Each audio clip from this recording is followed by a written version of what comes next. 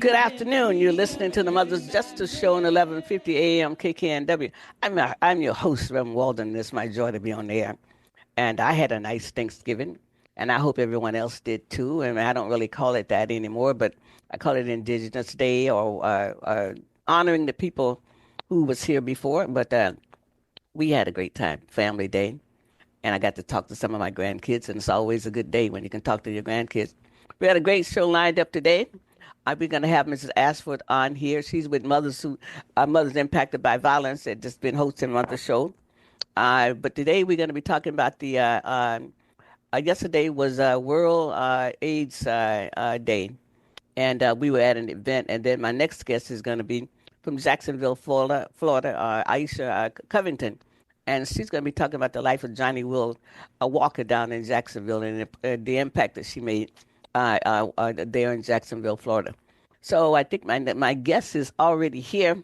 I want to bring Miss Ashford on, and thank you for coming on. And you're a regular here now, so thank you so Thank you. much. And so we were together yesterday with World's AIDS Day with a great event down at Langston Hughes, and it was a little sad and a lot of things that went on, and so I just want you to come on and just spend some time talking about about AIDS and what we've had here in Seattle and what's going on in the community and as a result of POCAN, and your mother was so instrumental in that organization for I think over 30 years. I mean, I'm sure it was over 30 years. So welcome again, Mothers Impacted by Violence, and a great partner with us. I mean, um, it's a sad club to be in when a mother loses a child, and so we're all in a club that nobody signed up for to be in that club. But today we're gonna talk a little bit about international AIDS World AIDS Day and the impact that your family, especially your mother, has had on the community here in Seattle and across the country. I'm sure. Oh, Welcome. thank you for having me. Thank you for having me. Oh, you're welcome. Uh, Well, you want me to go ahead and get oh started? yes, yeah. I mean, okay, we can talk about our event. I mean, it was powerful. It was sad. I had some good food. Great singing. Yeah. And it was something to be there in the room with Yeah. people who some people probably was living with AIDS, but other people had lost family members, and then talking about the stigma and all of that and the way that things are going in America right now. So I think that just to talk about AIDS and has Yeah. how it has impacted the African American community around the country, but here in Seattle too, Yeah. because a lot of people died in the 1980s also. Go ahead. Yes, exactly. Thank you for having me Oh, you're again. welcome. This is really um epidemic that we're still constantly fighting for our rights for health care in appropriate ways that are designed to help support our community members and also our positive population. I myself have been part of POCAN from the tender age of 14 years old. And I worked with POCAN alongside my mother. She was one of the first um, Mohicans, I would say, along with Catlin Fullwood. That was the first executive director. Mhm. I got great opportunity to work underneath her and alongside my mother for a number of years, over a decade plus. And it is really powerful to have a mother like I have. It Yes, really it is. Yes. is. And to have all the community support around this time of year is really difficult for me. We lost Phyllis back in November 24th of 21. So it hasn't Mhm. been long. No. My mother has been gone, and I have been surrounded by a community of people that has built up a great support system for myself and continues to support the community. I'm always at awe when I go to events and she is acknowledged and I'm asked to speak about her. I really, really like the fact that Pocan is still instrumental in the community. I always used to joke along with my mother when I would come visit her at the office that I was going to be the new ED, that I was going to take out the microwave and we was going to get some work done. So, but I'm still Could you tell the listening audience what POCAN, what does it stand for? Pocan, People of Color Against AIDS Network. Yeah, yeah, very Yes, good. People of Color Against AIDS Network. I had the opportunity to start working, like I said, at a young age and into my early adulthood. And through those years, I was really able to grasp the magnitude of the situation as far as how traumatic this particular disease was impacting the community. I've had lots of training with doctors from the UW, Harborview, worked alongside of them for years, and there's still a lot of work that we need to do. Yesterday was really, for me, an eye-opening event because there's still so much work that needs to be done. Hmm. I really would have liked to see the room more full of partners and people in our community because we're still not done. You know, the numbers still affect us disproportionately as 40%. Even though we got readings from the doctors that were there at Right. the World AIDS Day that we're on the better spectrum and a lot further than some of the other states. Oh yeah, But especially like Mississippi, and one of the speakers talked about life in Mississippi. One of the survivors of AIDS. Yeah. Hmm. yeah, and that goes back to when I was talking about some of the startling numbers that I was reading that my mother would have been remiss at is, having people deploy out to these states that have lack of support and education and materials and just bodies on the ground helping change the numbers. Right. I took great joy quarterly and yearly knowing that we were working on this mission and actually getting the numbers down. Right. And to hear a lot of the numbers that were reported yesterday was like, you know what? That's something that helped go all into, 20, 30 years ago Wow. that that we were doing. Right. And we still have a lot of work that needs to be done, but it definitely can be done. We just can't forget that even though we have PrEP that's available for people to take to keep your viral load down, there's still things out there like STIs and things that aren't uncurable that you can just treat. Hmm.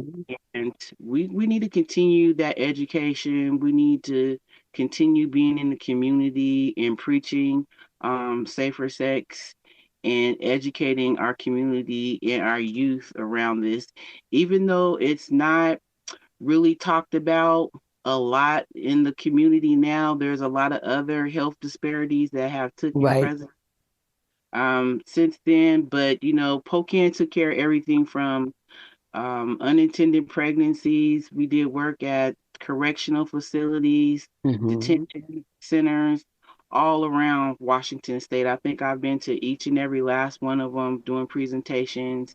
We used to be inside the schools. I would like to Wow. see if we can still make strides that way to Wow. be in the schools and doing presentation to our youth because we still need to protect them even though we have great engineering behind innovation with medications and trial study treatments and things of that nature. The real thing of it is keeping yourself healthy and remembering that the community that we're in continuously needs support and also being accountable for yourself for keeping yourself healthy. I mean, That's like, right. without we don't have any wealth. And I am personally making an initiative this year to be more proactive in doing things alongside with POCAN, Right, along the Department of Health and some of the other endeavors that I do in the community, and making sure that, I make the community events and right. share the posts and things of that nature. But it was a wonderful event. I was very touched by each and every last speaker at the event, even more so through your son Omari, that gave a very eloquent speech about how he Yeah, about yeah, man. remember It was his brother and how he feels, and giving his acknowledgement to Pocan, like really, giving them their flowers. And it was, like you said, it was sad, but it also endured hope in there yes, it too. did. Yeah. Let's take a break and come back and talk about the rest of it, especially, what Omai was talking about and some of the people that we heard there. So yeah, let's take a break. We'll be back in just a moment here. You're listening to the Mother's Justice Show on 11:50 a.m. KKNW. I'm your host, Rev Walden. The Mother's Justice Show is brought to you by H.G. Walden and the Virtues Healing Circles. Join us for Wisdom and Wellness with Reverend Walden, a monthly virtual and in-person healing circle that focuses on community healing and growth. Learn more at virtueshealing.com. That's virtueshealing.com. Also, be sure to join our healing group on Facebook. Again, visit us at virtueshealing.com today. Oh, good afternoon. You're listening to Mother's Justice Show on 11:50 a.m. KKNW. I'm your host, Reverend Walden. It's my joy to be on there. And guess what? All these people who shop and get their Christmas in July, they already ready. They don't have to be worried out there with all the crowds and stuff. So I'm not one of those. So I'm not ready. But that was a great song, and this is such a great time of year because it does bring joy to people's heart. And if the goodwill could last from Thanksgiving to all the way to next year, the world would be a better place. I mean, people are happy and all of those kinds of things. Bring my guest back on, Miss Alford. We were all together last night over at Langston Hughes here in Seattle for World AIDS Day. And I hadn't been for a long time, so it's been a long time. But we were sitting at the same table, had some of the same experience, and as we talk about AIDS and the people that we lost, and to see people there just being comfortable in their skin, you know, Mm, they were comfortable. yes, they Yeah, were. yeah, So you might want to speak up just a little bit more, but yeah. And I got to see and people I hadn't seen in a long time, like Paul Green and people like that. So yeah, yeah. So anyway, I was impressed by the program that they put Yes. on, and also Dr. I got to think of her name. She's been doing this for 41 years. She was one of the been working in this area for a long, long time, and she was one of the MCs last night. But did a great job. I'm happy that I went, and happy that we set the table and sat together. And my other son, who most people don't hardly know, because he works 8 to 5, 9 to 5, Tuesday Salisbury. Shout out to him. He's an optician, a master Okay. optician. He makes eyeglasses for people. Most Yay. people know Chikundi and Chikundi Salisbury and Omai Salisbury, but he used to work with me when I was in my eyeglass business. He worked with me for a while, so it was Great. good to have him there. So he had a great time too. Yeah, Yes, we all did. We all did. yeah. You might The want to speak up program just a was little. You want to speak up a little program bit more. Want to program speak? was wonderful. Oh, it was wonderful. Yeah, it was. It was. It was. I thought I had a copy of the program with me, but I think I left it at my other place. But I mean, what was good for me and hard for me was Omai Salisbury. He's a great writer. He really is. And he wrote a wonderful tribute to Hiram. And he told exactly what it was like. Seattle was cruel. The African American community was cruel to people with AIDS, living with AIDS and dying with AIDS.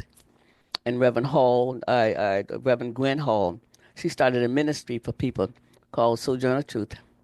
And the ministry was there for people who was living with AIDS or dying with AIDS because they weren't welcome in the churches here.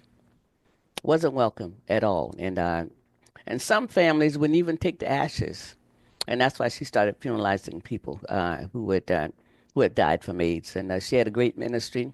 I had the privilege of being I was a minister there for her after she had passed away. So I was interim there for Sojourner Truth for about 6 years. So good people.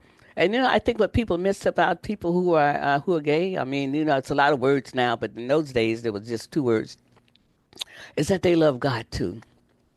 Mm-hmm. I mean, Reverend Hall said her ministry was God is love, and love is for everyone.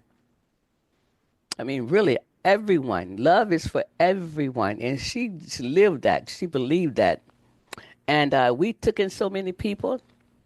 I mean, so many boys got put out of their home, and I never knew who was at my house. And Omai did a great tribute to his brother. It was really hard because Omai was the youngest, and Hiram was the oldest, and they shared a room together. And so they had this really poignant relationship. That's different, when you share a room. I mean, Shikandi and Tuni used to share a room together too. But it was something to be in a room with people who have lost people, family members and friends, and also some of the people that was living with AIDS. See, Right. so Yeah. I too myself had a family member that passed from AIDS, Danae Littles. Danae was transgender. A lot of people don't know that fact about my mother, as she was in her lead doing what she was doing as executive director. A lot of the pivotal things and instrumental things that she wanted to put in place was to put in services where she's seeing gaps at, right, um, that definitely impacted our family. And I would say that Danae was a very important person to me in my life because as I grew up, that's who I spent a lot of my time with. hmm And that's where I learned my love for makeup and hair. I'm a licensed cosmetologist, have Oh, been so really? I didn't know that. for Oh, wow. 28 years. And so all the love of, fashion and self-worth and wanting to express myself was definitely passed down from my aunt, and I've always known Danae to be my aunt, and it is with great privilege that I would say that I am going to participate in the quilt building compost part of the quilt for AIDS. Oh, really? And Okay. definitely, yeah, I'm gonna get with Paul and make sure that I make my tribute to my aunt. And I know with this acceptance now, Danae passed back in 2016, and I just feel like Danae had a really hard time. And Right, definitely as an adult now, I can say I can see where that hard time came from right, and the acceptance and also challenges with drug abuse and things of that nature all kind of festered into that. And I'm just glad now that, I can speak her name and right. always have. hmm But she didn't die in vain. Danae will still continue to live on and be a very pivotal part of what's going on in our community. And I just love having the opportunity, as I did also last year, to share a picture of Danae alongside my mother when I spoke for Okay. World AIDS Day. Wow. Yeah, so I'm gonna take part in the quilt. I would I didn't know say it. about the quilt. Paul must have announced that after I left because I had Yes, already gone. yes, Well, about the yeah, quilt. I'll get with About him too because I'd like to make a square for Hiram also. okay, yeah, Yeah, definitely yeah, something yeah, we be part of can that. share. hmm Like you said, there's a lot of our people missing from that process that Oh yeah. need to be represented there. And he explained that the quilt is three football fields long, Oh yeah. and that it is stored in San Francisco. And he shared a lot of great details about it. But moreover, I really, really want to memorialize my aunt with this quilt. And I know that she would just be so happy and ecstatic that, her memory is still with me. She was a Right. big part of my life after school.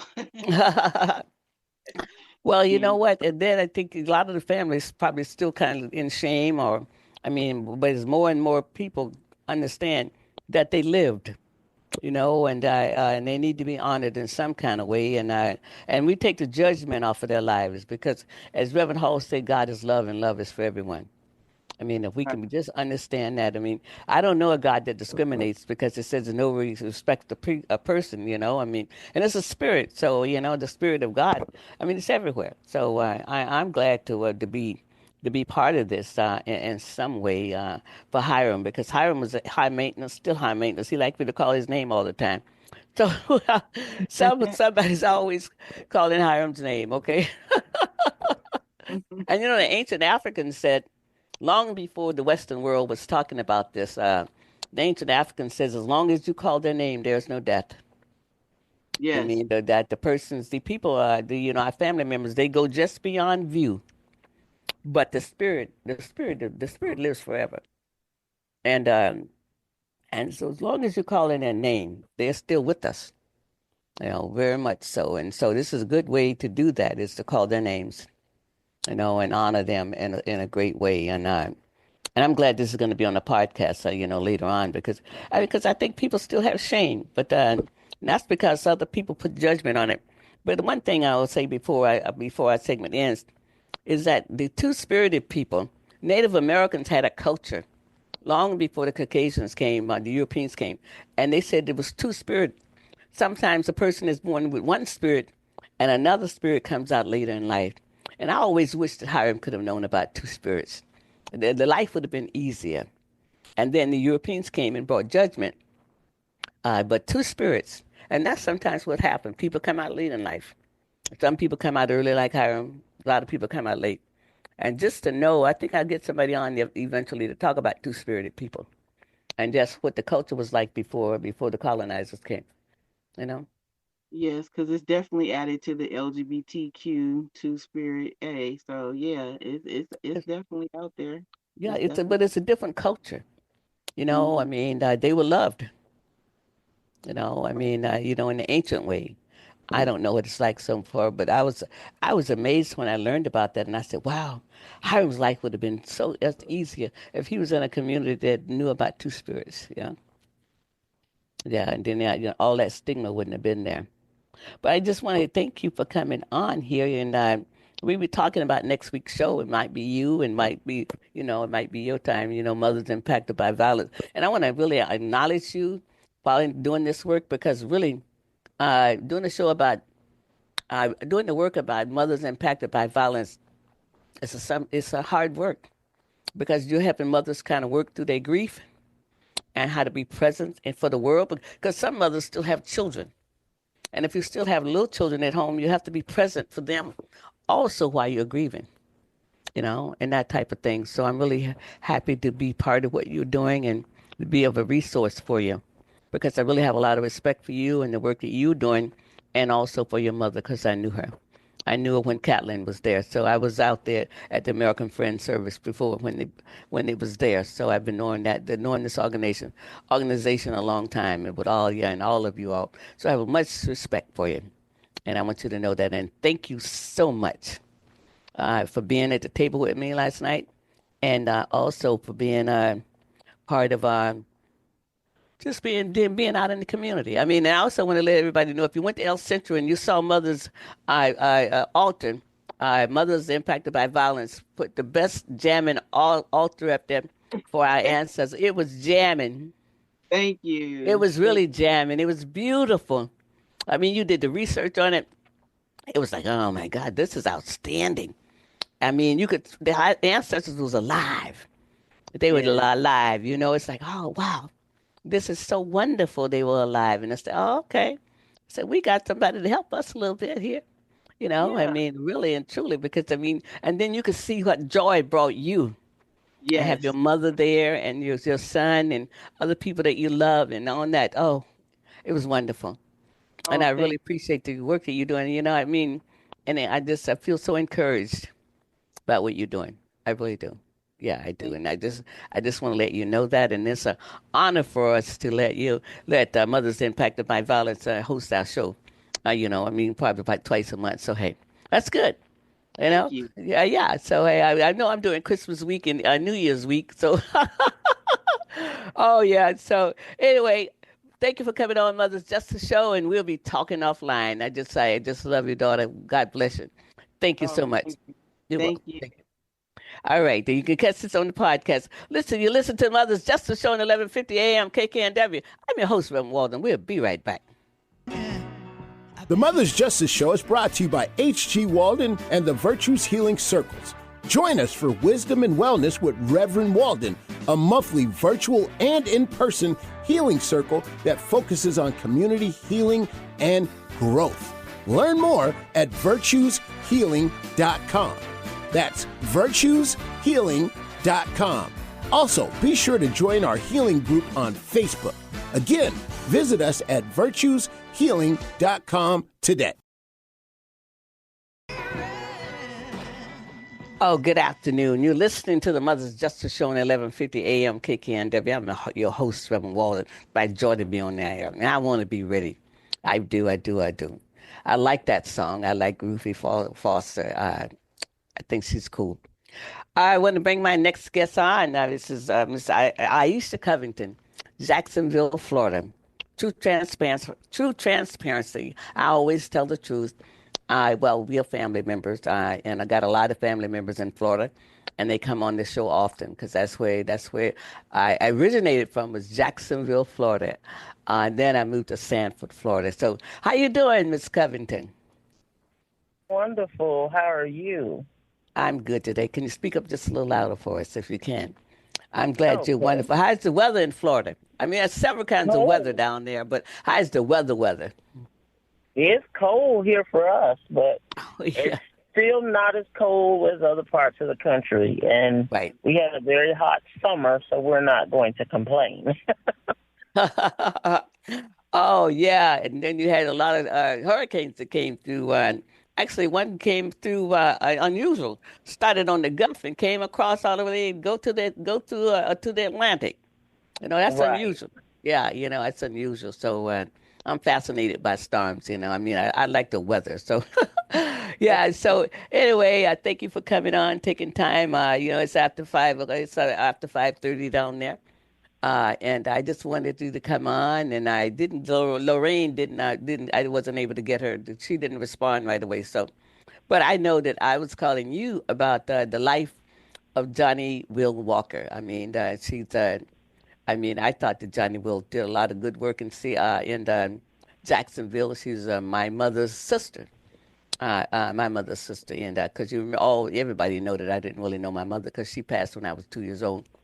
But but the work that she did, it still lives on. And I know you taking on that tradition out there, being in the community, being a community organizer, and so I just wanted to give you some time to talk about Johnny Will and all the things you remember about it, working with her, and some of the things you might have learned from her, how to be a community organizer. All right, you ready? I am. I am. All right. All Um, right. Well, let's go. okay. Auntie Johnny Wood and grandmother lived beside each other, Right. which is very common in the African American community for mothers and daughters and grandchildren to be close. So Right. I had the pleasure of being raised between the two houses. And Right. I could leave grandmother and go to auntie and get an auntie pool because she had a husband who worked for the city, and he built the pool with his hands Oh, for yes. auntie. It was a nice looking pool, too. I've been there. Yeah. Hmm. Auntie was growing up with auntie. Auntie, one, she loved God, and she loved people, and she loved her community. And auntie was always about doing things that would enhance the community. I was looking up the community center, which we renamed after her demise. It's called the Johnny Walker Community Center. And Hmm. I remember when they gave Auntie the pool, and she told me, she said, well, we don't need a pool, but I take what I can get until I get what I want. And Auntie was very strategic. Lawton Childs sent Auntie invitation to his inauguration. By that time, she was too sick to Hmm. go, but our council person, Warren Jones, who's now on the school board, would come to Auntie house, and all of the political who's who of the Democratic Party came to that house. Wow. And I remember as a teenager, we would get out with signs and work with Pat Lockett-Felder and Congresswoman Corrine Brown. We would wave the flag, the signs for them, and we would hand out flyers. And I remember Auntie always being politically engaged, always being concerned about doing better things in the community for the whole of the community. Right. And I remember when we were going to get ditches in the neighborhood, she wanted the ditches closed in. And she didn't want them to start on her street. Not that we didn't have moccasins in our yard and our streets. I remember those moccasins. I used to be, I don't know, God take care of fools and babies. And we would wade in the water coming from school. And it was water moccasins in the water. Yes, it wasn't right, exactly. And sometimes they would end up like in grandmother's backyard, and Uncle Junior, which is Auntie's husband, they would kill them. Well, when they started the project, I remember Auntie saying, they can do my street last. Oh, wow. And I think that embodies who she was. She put her family, God first, her family, her neighborhood, her church, Greater Mount Salem. I remember as a girl, being a teenager, I really lived with Grandma, but Auntie ran both houses. So when I would try to ditch church on Sunday, I thought I was grown. Auntie knock on the door, my room door, and she would say, it's time for church. And I would say, yes, ma'am, and get up and go to church. And I look on the pew, Uncle Junior he was a deacon, he'd be asleep, and Auntie be giving me the evil eye. I couldn't take a nap. And that is who Auntie was. Auntie didn't let you off the hook because you didn't know better. If you came around her, she had a prayer band. So not only was she politically engaged, but she was connected with God. Right. And she spent time praying about that agenda. She had an agenda, and each one of those ladies were very powerful in God, and they would spend time fellowshipping, praying, and making sure their agenda was achieved. And they got a lot of work done in the community. The J.S. Johnson Center, they helped get that built. Those ladies, they fed the community. They gathered toys at Christmas, and they were the matriarchs of their families. Auntie was the matriarch of this family. Right. I can remember going off to different parts of the country when I got married. I was married as a girl. I was 21. I was a kid. And I remember I would always call Auntie for advice. And she always answered the phone. She never turned away those collect phone calls that I made. Well, she came out here to Seattle twice, too. She came, and Johnny came one time, and then she came the last time by herself, Yeah. So Auntie, she was our matriarch. She was our prayer warrior. She taught me about finance, and when I wanted to I bought my first car next door. I didn't realize my cousins had somebody to co-sign. All I know is I saved all my money, and I went and bought my car on my own. And I remember Auntie telling me about buying cars.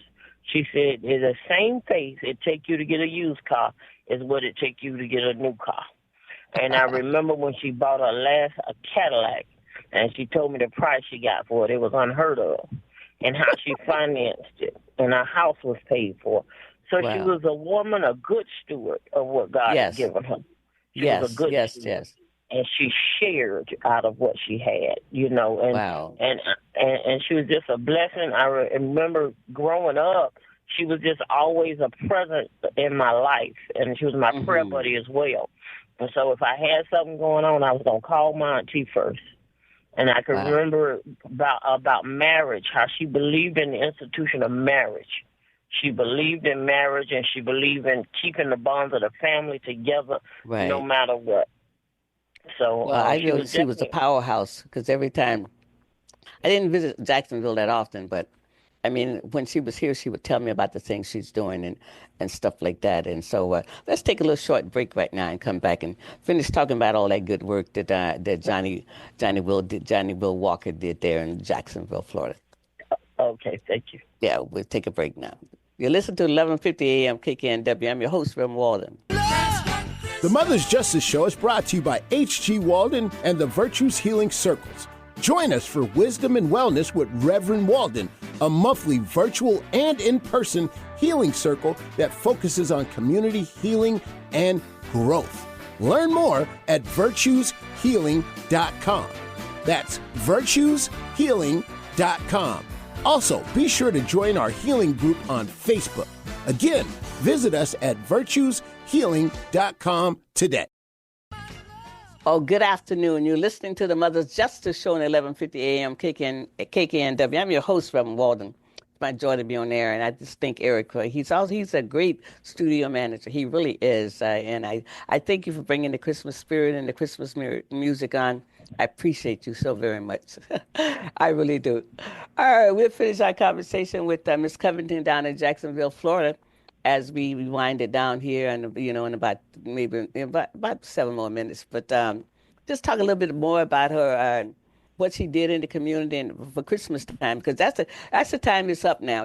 We passed Thanksgiving, and we're going into Christmas. So, what does she do around Christmas time to help people? Well, Auntie was always doing collaborations with other churches and nonprofits, and through her community organization, she was the president of her community association. They always had a big potluck-style meal, and they fed the community, and she would gather toys and give out. Auntie really, her son died at 21. Yes, yeah, so she didn't have children. Right, and so she embraced other children, and she had godchildren, and she was always seeded in someone's life. She never allowed that event to stop her from nurturing other families and other mothers with children. And so Auntie was always in church doing a project or doing a giveaway. There was another lady, Annie, I think it was Annie Stewart, Annie Mae Stewart. She was one of Auntie's great friends, and she always had giveaways for the children, and Auntie was always a part. And also, they would do summer jobs. They made sure that we had an opportunity to get summer jobs in Jacksonville. One of the things that empowered me was being able to get a job at an early age, and also being able to maneuver through public transportation. Auntie was really good about making sure you were going to be independent, so that you could stand on your own 2 feet. And that was hard because I had Grandma here and I had Auntie here, then I had Uncle June. So I had a lot of love in my life, and I'm grateful now. As I age, I realize how unique that opportunity was. Because a lot of people don't get the support of their family like I did. Right. Well, I just know it was a lot of good things that she did, and it takes a lot sometimes to get a community center named after you, and that type of thing. And so I know there's the community center. Is it in Brooklyn? What part of Jacksonville is it in? It's in Grand Park, the Grand Park community. That was the last thing we did after she passed. We renamed that park after Auntie. But Auntie was employed by Legal Aid. And so she was a paralegal. So Auntie brought that skill set to everything she did for the community. Wow. She did the Social Security claims. She did power of attorney. She was a notary. She signed stuff for them. Auntie would we'd get in the car, and Auntie would go to the houses, and they would tell her what the issue was. If she couldn't get it done, she would call the attorneys at Legal Aid and get stuff done for people. And that was key because black people couldn't afford lawyers, and they didn't get good legal advice. So she was the one who would help them get Social Security, disability, get their claims started, food stamps, birth certificates, you name it. And Auntie she was the one with the skill set. I got that from her. I never went to law school, but Auntie trained me and how to do the claims. And Wow. so Well, I didn't know I she was a ended paralegal, but that's an asset to the community because right. paralegals can get a lot done, you know? Right. She was a paralegal, and she brought that skill set to the community, and she kept her relationships. As a matter of fact, the secretary of Mount Salem, Greater Mount Salem, is the secretary for the Jacksonville Area Legal Aid. And so they kept those contacts and those relationships through the years. Wow. Well, this is wonderful. I've been always inspired by people who continue to do work for the community. And it's not for themselves, it's to better the lives of other people. Mary McLeod said, lift as you climb. Always bring people with you. And that sounds like what Johnny Will did. I mean, because you actually still in the community. You out there doing the work. Yes, ma'am. Yeah, Yeah. you're out there doing the work, and you all got something. You all got a law pad. You all had got. You had you had some help from one of the universities to help you all with the voting right, with the way that the lines was drawn there in Jacksonville. Right. We were on the redistrict and claim, and we won. Right. We had the Harvard Law School election law clinic come, and we won that lawsuit. And through that lawsuit, we were able to change the way the district boundaries were drawn. And they had packed all the black voters in the 5 districts. Wow. And so as a result, they are spread out more. And we don't just vote all the black people vote together, which made our vote more ineffective. As you Wow. know, voting is critical, and Auntie believed in being a part of the voting process. And with redistricting, they had marginalized our votes. They had Right. over 60% of African Americans in some districts. So your vote did not technically count because it Wow. didn't take that to win that district. It only took about 42%. So they overpacked the districts, and they wouldn't stop doing it. And they knew that what they were doing was illegal because one of the council people that held the meetings is a lawyer. So they knew very well what they were doing was wrong, but they just kept putting us all together. And the voter apathy was a result of that feeling that our vote didn't matter. That's They right. didn't have That's to right. work for our vote. They didn't have to answer to us. They didn't have to work because they already knew they didn't need all of us to win, and they just kept doing it until it made people not show up to the polls. Right. And also, Jacksonville is unique because it's only one city in the county, and that's Duval. It's Duval County, and all the county is Jacksonville, right? Correct. That's right. Well, Okay. So, the area where I live now, we were set to be the largest voting bloc of African Americans in the country, and that's why they did consolidation to break up the vote. And wow. once they split our vote up, they took away our voting power because we had a few African American leaders who bought into we needed to consolidate. Wow. And consolidation was the great trick to steal our power Wow. as a voting bloc. Because when we They've vote done that all together, over the we South win. too. I also was wondering. I heard that Florida had almost 1 million felons that couldn't vote in the election. Is that true? Yes. Yeah. Yeah. And most of those felons was African Americans. I had one guy, he's a friend of mine, he voted for the first time, he's 60. Well, And he got his rights right.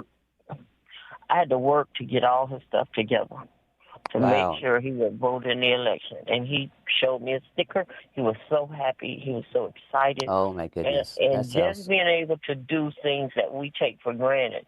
When I say wow. we, African-American females, we fight to keep our rights. But they just take away the black man's Why? right. They take Was it away, and they never give it back. How you no never going to give those Florida, you rights can't back? get your rights back. I mean, some states, Washington states, you can, but a lot of states, especially the southern states, once you become a felon, then it's nothing. Most of those states, you cannot get your rights back. See, and the 13th Amendment said you were free except for crime, and they made a lot of and you're Yep, back in bondage, but a lot of the crimes that was like misdemeanors, they made them felonies. And so it's a correct. lot of people got caught up in the felony, but that's a huge amount of people who are no longer American citizens. See, once you're a felon, An immigrant has more rights once they get to be a citizens than you do. And I don't think people understand that. I mean, people don't understand what happens when you become a felon. And I think that that's worthy work that people need to be taught. That, hey, your ancestors wasn't felons, so you don't have to be felons. You can Right. absolutely do something different. And I think Tennessee had a large number of felons too that couldn't vote. See, and I don't think people understand the ramification of what it means. We talk about America, and we got all our stuff to say, but there are some privileges. You can go to college, you can get a loan, you can buy a house, and all kinds of other kinds of things that once you're a felon, that's no longer available for you. Coming out of prison, Correct. most things you can do is be a preacher. That's why. Hmm. I mean, you could and you could start a church and and be redeemed. I mean, that's one avenue, but actually, getting and then you might get enough money, cash to be able to do some stuff. But your limited opportunities is dwindled down when you become a felon. And so I think it's really important for people to know that, especially people in Florida, and all this stuff that's going on, that all the uncertainty that might be out in the air. But it's never need to actually harm anybody and do those other kind of things. But I'm just really happy to know that you're doing that work. And I know Lorraine is doing some good work too, and doing some things too. But it takes a lot to keep things going. It really does. It takes a lot to keep people memory going.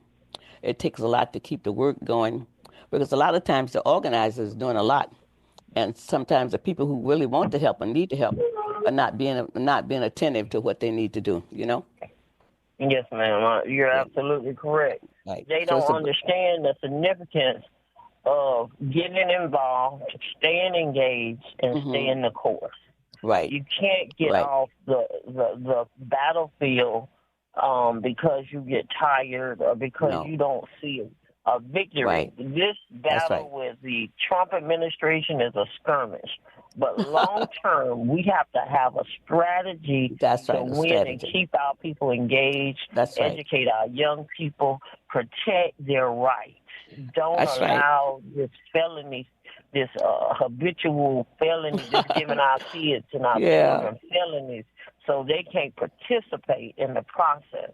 Yeah, but We, our we can't kids allow walk in the that to continue. quicksand. See, some of them do, and that's another conversation here. I mean, on how strategizing to be able to work on what most people haven't seen before. See, so that's another conversation, and I really want to talk to you about that and some strategy about that and what people are going to be doing this in the state of Florida that absolutely help is part of this. The Senate did get to be vice president, but he's setting the standard for things to change. But listen, yeah, it's been great talking to you about Jacksonville, Florida. We'll talk again about strategy and what's going on and how to strategize. I want you, you're welcome. And also, this is a podcast, so make sure your friends in Jacksonville know that they can still listen to the show that was available today. All right. All right, God bless you. Thank you for God having bless me you on. too. All right, thank you. Oh, you're listening to the Mothers Justice Show here on 1150 AM KKNW. I've enjoyed being on the radio today. I hope you enjoyed the show. Remember, it's a podcast. Hey, welcome to the Christmas season. I don't know if you went out shopping there on Friday. I don't call it Black Friday because that was what they did when they were selling slaves. They sold a bit of discount and they called it Black Friday. So, I mean, I'm sure a lot of people went out shopping. I didn't, but I'm grateful. I mean, I had a lot of things to be thankful for. I'm grateful for my studio manager, Eric, when I throw him a curve and how we work through it. So, all right, thank you for listening to the Mother's Justice Show, and we'll be back next week with a great show. Have a great, safe week, and I know you're going to go out there and do some shopping. This is Reverend Walden with Mother's Justice Show. Be back next week.